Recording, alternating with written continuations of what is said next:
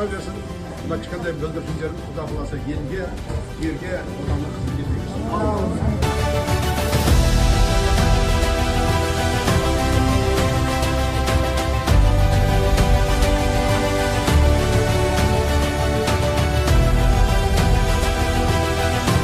Құнды тарихи деректер мен материалдарды дені кітапханада сақталады деген болатын мемлекет басшымыз Қасым-Жомарт Кемелұлы Тоқаев.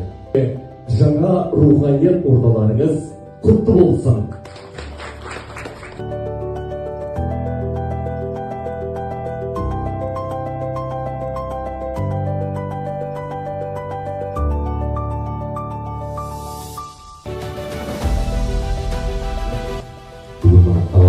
Жасөспірімдер арасында ашу салтанатына жиналуымыз құтты болсын. Кітап ордалары көбейе берсін.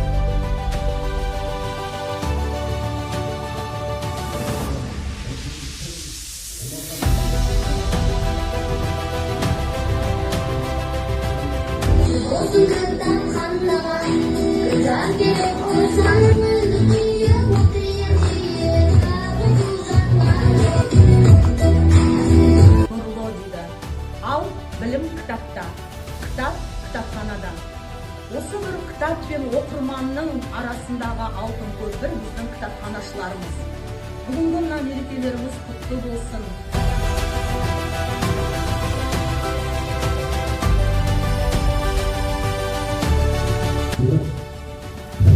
Көрмеген адамның жүрегі жоқ, кітап көрмеген адамның сауаты жоқ деген.